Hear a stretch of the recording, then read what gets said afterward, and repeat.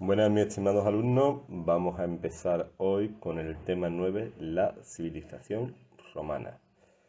Recordaros que todos los contenidos los tenéis colgados en el blog y que lo podéis utilizar en cualquier momento. Bien, ¿por qué estudiamos Roma? Eso es lo primero que tenéis que saber. Estudiamos Roma porque es la base de toda nuestra cultura, tanto de nuestra lengua, que es el castellano o español, como se prefiere llamar, y que cuya raíz principal es el latín. Y aparte todas nuestras costumbres, tanto políticas, religiosas y sociales, todas vienen de la antigua Roma en su mayor parte. Es decir, cuando a lo largo de este tema veamos historia de Roma o costumbres que tenían los romanos, posiblemente muchas suenen de las que utilizamos en la actualidad y os sirvan para comprender la gran relevancia que tuvo Roma en toda Europa y en el norte de África. Bien, antes que nada tenemos que empezar explicando cuál es la situación de Roma, cómo una ciudad de la península itálica llegó a convertirse en la capital prácticamente de toda Europa y parte de lo que era el mundo conocido. Bien, así que Roma es una ciudad, todavía existe, capital hoy de un país llamado Italia, es una ciudad situada en la península itálica que fue capaz de formar un gran imperio. ¿Cómo lo consiguió? Esto es una larguísima historia, que fijaros si es larga, que los historiadores lo que hacen es estudiarla por partes. Es decir, hay historiadores que se dedican a un apartado, la época de la República, que ahora explicaremos lo que es, otra parte del imperio y otra a la parte del Bajo Imperio. Bien, así que estudiar la historia de Roma desde la antigüedad es una tarea muy larga. Fijaros, para que os tengáis una idea, Roma, por así decirlo, comienza en el 753 a.C. y no terminará hasta el año 476 después de Cristo. Es que casi más de 1000 años. Bien. Roma, además, consigue unir la cultura griega con la suya propia y fundan lo que seríamos la cultura greco-romana. Y esa cultura se va a extender por todo el Mediterráneo. De hecho, si vais, por ejemplo, a Francia, sobre todo al sur de Francia, os vais a encontrar muchas ciudades que a la vez no la encontramos en España, o si vais, por ejemplo, a Italia, pues ya no os qué decir. Es decir, toda esa cultura, y en el norte de África también, toda esa cultura se va a llamar cultura greco-romana, que es la unión de la cultura griega, que la hemos estudiado en el tema anterior, y la cultura romana. Bien,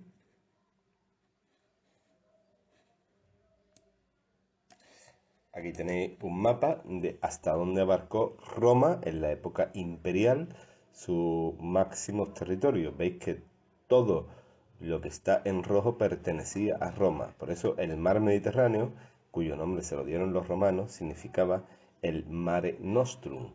Bien, es decir, y ese nombre se lo dan los romanos, que era el mar nuestro.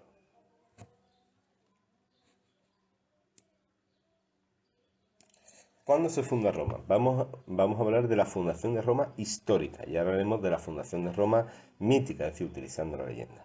Roma, según todas las crónicas, se funda en el año 753, fecha muy importante, antes de Cristo. Se funda a orillas del río Tíber, que es el río que actualmente pasa por Roma. Bien, y se fundó por la unión de 7 colinas que estaban ocupadas por un conjunto de aldeas. Y en ese año del 753, se deciden unir y formar una sola ciudad llamada Roma. ¿Por qué en ese lugar? Era un lugar estratégico tanto por la protección del río como por las propias colinas que la hacían fácilmente defendible. Y era un lugar comercialmente muy importante. Por ahí surge. Pero, ¿qué nos cuenta la historia de Roma, la mitología romana? Aquí tenéis una imagen de las 7 colinas, una recreación en maqueta de cómo era esa primera fundación de Roma.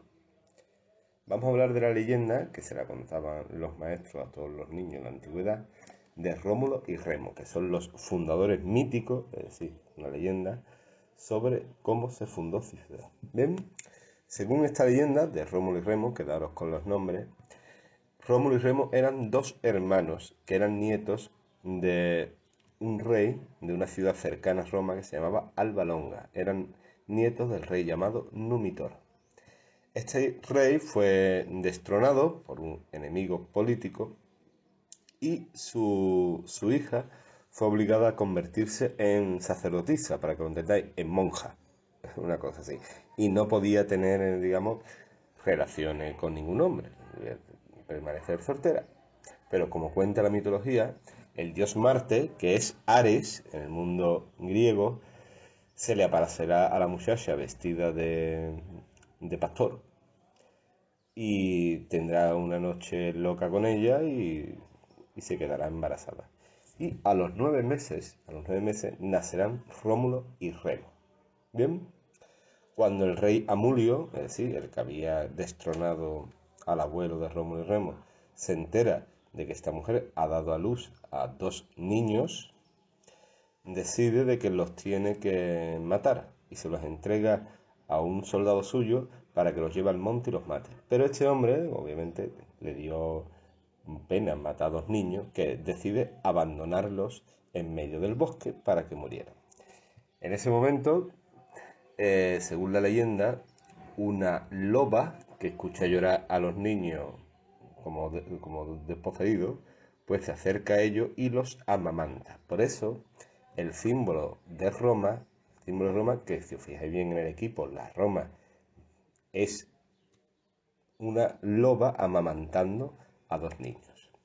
Al cabo del tiempo, los niños fueron encontrados por un pastor que los crió como sus hijos. Cuando fueron mayores, estos 2 niños se enteraron realmente de quién era su abuelo, que había sido el antiguo rey de Alba Longa, y montan un ejército y recuperan el trono para su abuelo. Bien, su abuelo en recompensa, el rey Numitor, les dice de que uno de ellos podrá fundar una gran ciudad poniéndole su nombre. Pero ¿quién sería cuál de los dos? Hay una prueba que se suben cada uno durante una mañana, acompañado de un sacerdote en lo alto de una colina, y aquel que divisara más buitres, hay otra versión que dice águila, más buitres, él sería el fundador de la ciudad. En este caso, quien ve más buitres será Rómulo. Muy bien. Nada, Rómulo irá buscando gente para poblar su ciudad, buscar a todos los pobres de la zona. Y un día en que está arando el surco de las futuras murallas de Roma, perdón, de la ciudad que le iba a poner su nombre, que sería Rómula, ¿bien? Ahora lo entenderéis, aparece su hermano Remo. ¿Bien? Remo le pregunta que qué hace y le dice que está haciendo los surcos por donde va a ir las murallas de su ciudad y que aquel que cruce las murallas sin su permiso será muerto. En ese momento él se ríe, se abalanza a los hermanos y empiezan a pelearse.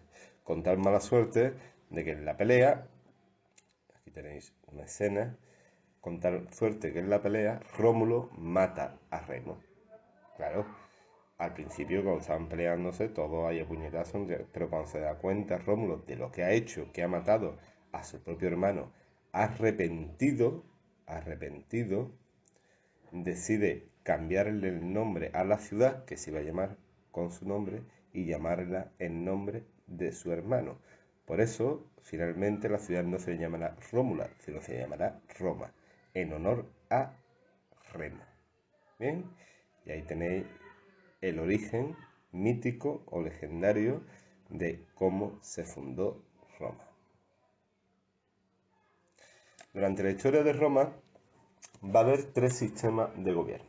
Bien, muy largo y bastante amplio de estudiar. Uno será, el más corto de todos precisamente, la monarquía, que durará del 753 al 509 a.C. El otro será la república, que durará desde el 509 al 31 a.C. Explicaremos en qué se caracteriza cada uno. Y finalmente el imperio, desde el 31 al final de Roma, que será el 476. Vamos a empezar a explicar qué es la monarquía. Roma estuvo gobernada, fijaros bien, por una serie de reyes. Durante la monarquía, los reyes de Roma tenían todo el poder.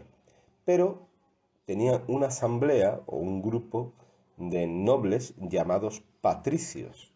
Patricios viene en latín del término padres, fijaros bien, patris, eran los padres de Roma. ¿Quiénes eran los patricios? Los ricos. Y el resto de la población, para que os vayáis haciendo una idea, eran los plebeyos, ¿bien? Que eran los pobres.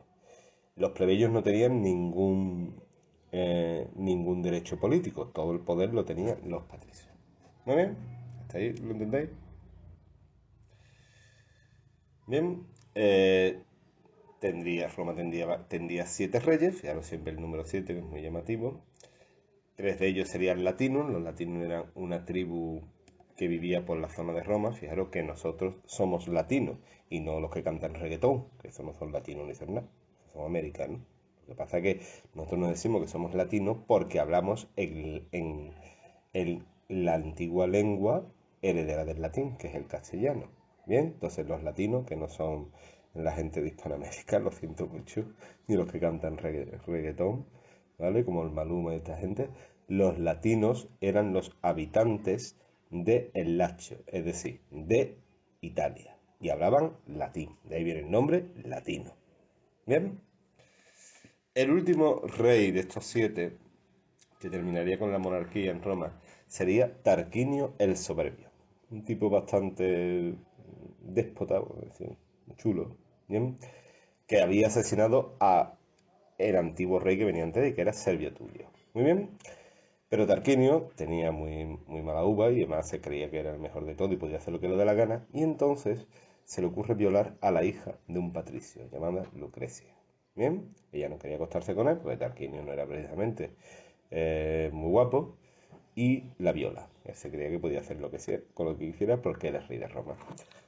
La muchacha, cuando llega a su casa, no se lo comenta a nadie, claro, avergonzada, y solamente se lo dice a una esclava.